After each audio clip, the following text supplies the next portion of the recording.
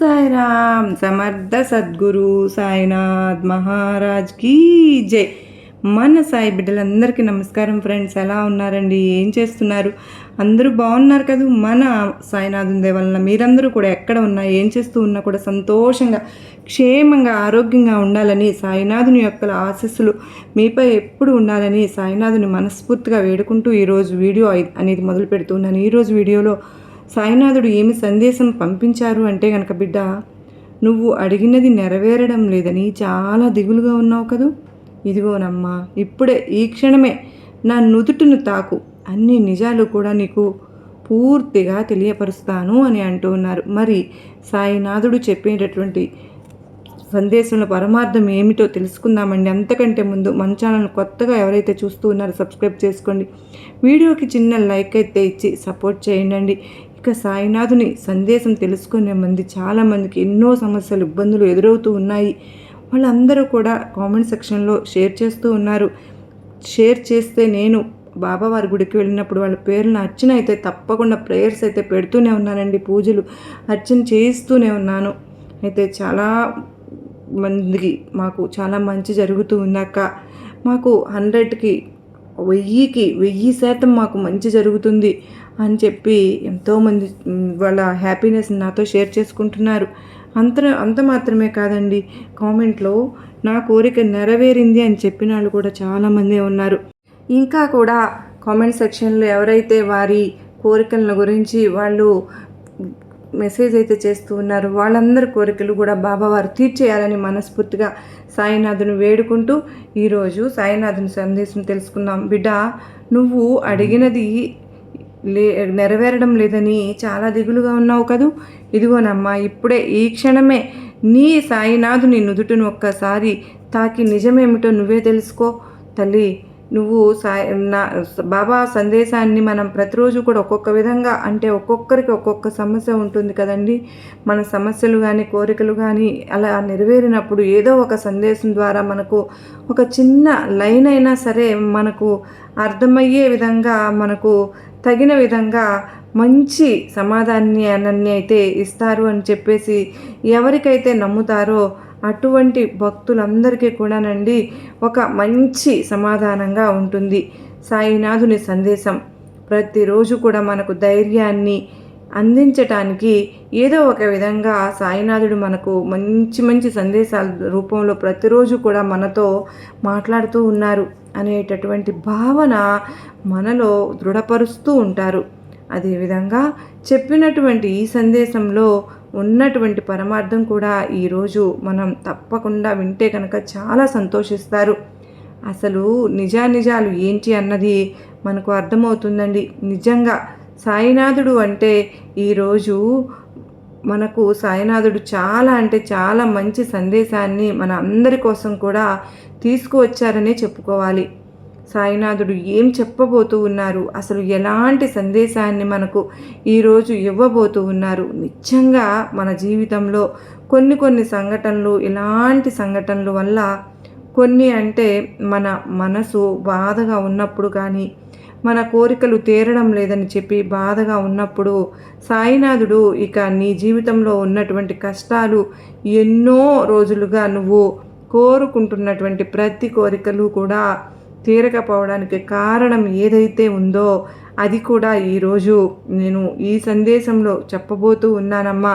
కనుక నువ్వు శ్రద్ధగా విను. నువ్వు ఎన్నో రోజుల నుంచి, అంటే పదే కొన్ని సంవత్సరాల నుండి నీ మనసులో ఉన్నటువంటి కోరిక తీరడం లేదు అని చెప్పి నువ్వు బాధపడుతూ ఉన్నావు, అంతే కదా. అయితే కోపంతో కూడా రగిలిపోతూ ఉన్నావు. అడిగినటువంటి నీ కోరిక నేను నెరవేర్చడం లేదని చెప్పి దిగులుగాను ఉన్నావు. అందుకే ఈరోజు నేను ఈ సందేశం ద్వారా నీకు ఒక మంచి కొన్ని మాటలు అయితే చెప్పాలి అని అనుకుంటూ ఉన్నాను. బిడ్డ, ఎలాంటి ఆలోచనలు పెట్టుకోకుండా కాసేపు నేను చెప్పే మాటలను ప్రశాంతంగా కనుక ఆలకించావు అంటే, చూడు తల్లి, నీవు నిజంగా అంటే మానవులందరూ కూడా ఏ విధంగా అనుకుంటూ ఉంటారు అంటే, నా కోరిక నెరవేరడం లేదు, నా కోరిక నెరవేరితేనే నిజంగా భగవంతుడు ఉన్నాడు అనేటటువంటి విషయాన్ని నమ్ముతూ ఉంటారు. కాలం అనేది చాలా పెద్ద పరీక్షలే పెడుతూ ఉన్నప్పటికీ కూడా మీ గీతలను కూడా మార్చలేదు అనేటటువంటి పరిస్థితి మీకు ఎదురైనప్పుడు కూడా మీకు అండదండగా ధైర్యాన్ని ఇచ్చింది ఎవరు తల్లి? నీ తండ్రిగా నీ సాయిని కాదా? నువ్వు ఎంత కోపంగా ఉన్నా సరే సాయి చెప్పేది ఒక్కటేనమ్మా, ఆ కోరిక నీకు నెరవేరడం లేదు అంటే కనుక అంటే కాస్తైనా నన్ను అర్థం చేసుకో. ఈరోజు నువ్వు నా మీద నమ్మకంతో ఈరోజు నా నుదుటును తాకావు. ఏ విధంగా అయితే తాకావో నిజం అనేది నువ్వు తప్పకుండా తెలుసుకుంటావు. నీ కోరిక కూడా తప్పకుండా రాబోయే రోజుల్లో తీరిపోతుంది. ఈరోజు నువ్వు ఎంత కష్టపడి పనిచేస్తే నీ జీవితం అంత సుఖంగా సాగిపోతూ ఉంటుంది. అలాగే రాబోయే మునుముందు రోజుల్లో అంతా నువ్వు కూడా ఆనందంగా నీ వాళ్ళతో అంతే సంతోషంగా ఉండగలుగుతావు. కనుకనే ఈరోజు నీకు పలుకుబడి ఉంది కదా అని చెప్పి నువ్వు తప్పులు చేయకూడదు. మాటలతో ఇతరులను అస్సలే బాధ పెట్టకూడదు. ఇతరుల మనసును గాయపరచకూడదు.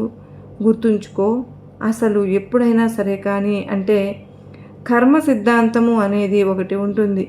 అది తెలుసు కదా, అది నీకు ఇచ్చింది మరలా నీకే తిరిగి తప్పక ఇచ్చేసి వెళ్తుంది.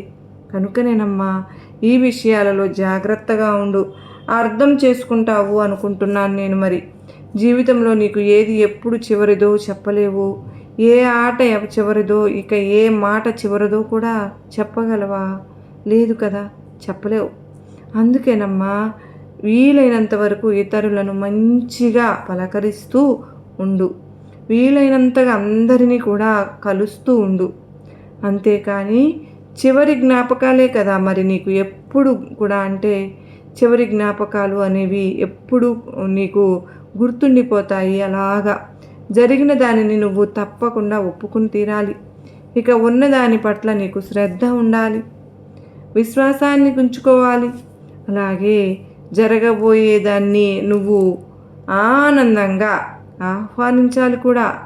అవి ఏవైనా సరే కానీ తప్పదు కదా, అది కర్మ సిద్ధాంతం ప్రకారమే అన్నీ జరుగుతూ ఉంటాయి. కనుక గుర్తుపెట్టుకో. ఇక నువ్వు నీ సమస్యలతో చాలా అంటే చాలా కారణాల వలన నువ్వు కొంచెం బాధగా ఉంటూ ఉన్నావు. అయితే నీవు ఏది కూడా అంటే నీకు తెలియడం లేదనే చెప్పాలి. ఈ కష్టం, ఈ బాధ దీని వలన వస్తూ ఉందని తెలియక బాధపడుతూ ఉన్నావు. అయితే నీ మనసు గొంతెమ్మ కోరికలను కూడా నీవు వద్దని చెప్పలేకపోతున్నావు. ఇది కేవలం నీ దుస్థితి వల్లే దాపరిస్తుందని గుర్తుపెట్టుకో.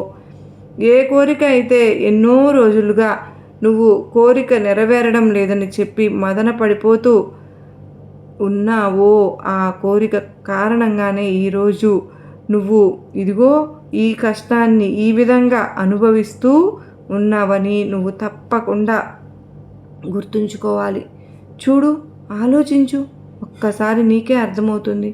ఏ కోరిక అయితే నువ్వు ఎప్పుడూ కూడా కోరుకుంటూ అనుభవిస్తూ ఉన్నావో, ఏ కోరిక అయితే తీరలేదని చెప్పి బాధపడుతూ ఉంటున్నావో, పుట్టుకతో ఎవరి జీవితము కూడా పూలవనం కాదుగా.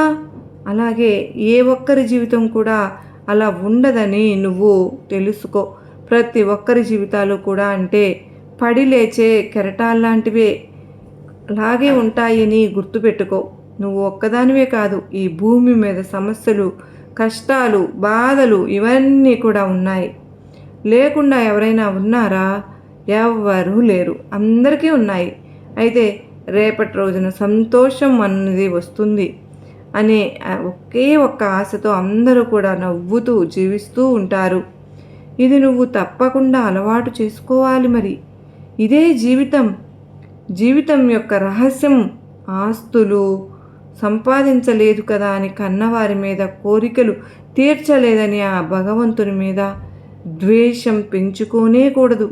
కనుక బిడ్డ, పెంచడం వరకేనమ్మా కన్నవారి బాధ్యత, కాపాడడం వరకేనమ్మా భగవంతుడు బాధ్యత. సంపాదించడం, సాధించడం ఇవన్నీ కూడా నీ ప్రయత్నం మీదే ఆధారపడి ఉంటాయని నువ్వు గుర్తుంచుకో. చూడమ్మా, కష్టపడితే తప్పకుండా నీకు మంచి ప్రతిఫలం అనేది ఇస్తాను నేను. గౌరవము మోసం చేసి దాంట్లో ఖచ్చితంగా పతనం అనేది ఉంటుంది. నిజాయితీగా నువ్వు ఉన్నంత వరకు ఒకరి ముందు నువ్వు చెయ్యి చాచి నటించవలసిన అవసరం కూడా లేదు అని తెలుసుకో. నువ్వు నీ బలం ఉపయోగించి ఎదుటి వారి మీద గెలవడం చాలా సులభం, కానీ నీ గుణాన్ని ఉపయోగించుకుని ఎదుటివారి మనసును నువ్వు గెలవడం నిజంగా చాలా అంటే చాలా కష్టం. ఈ లోకంలో డబ్బుతో పొందగలిగేది ఏదీ శాశ్వతం కానే కాదు అని నువ్వు తెలుసుకో.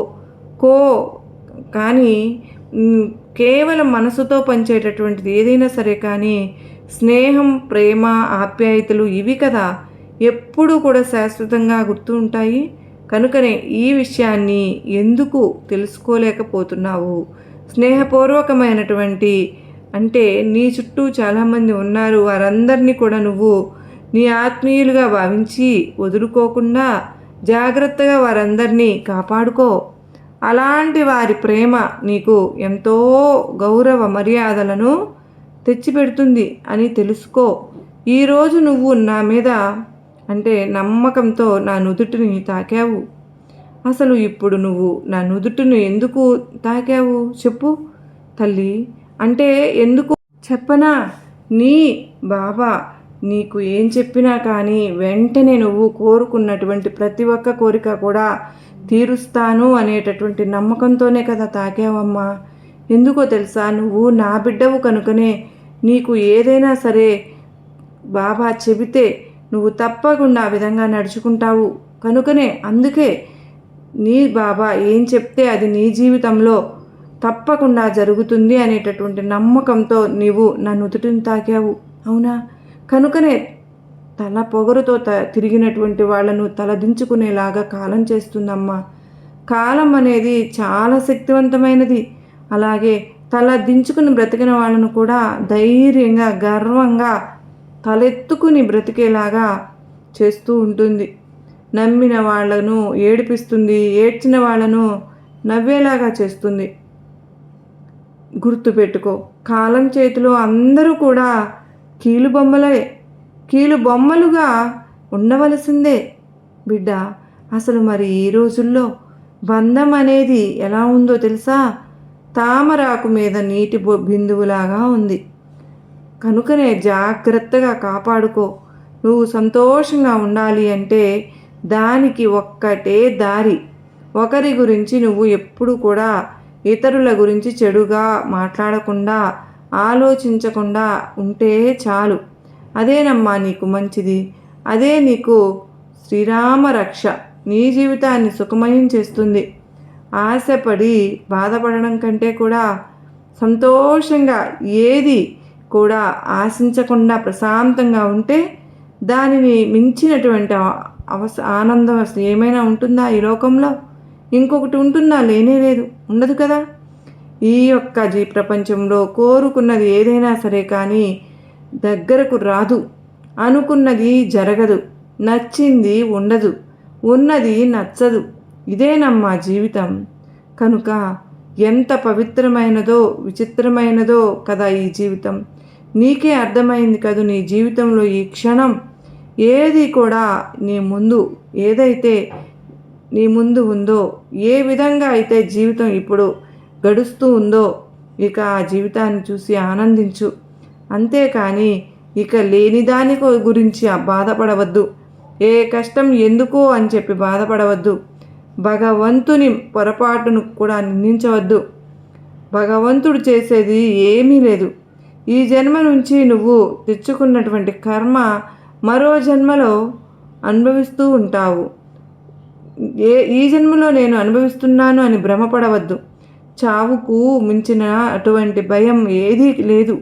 కనుకనే సంతోషంగా ఉండేలాగా చూసుకో. నీ మనసును ఎప్పుడు కూడా నువ్వు పలకరించుకునేలాగా చేసుకో. నీ జీవితాన్ని ఎప్పుడు కూడా ఆనందమయం చేసుకో. విషయం అనేది నీ జీవితంలో ఆనందమయంగా తప్పకుండా వస్తుంది అని తెలుసుకో.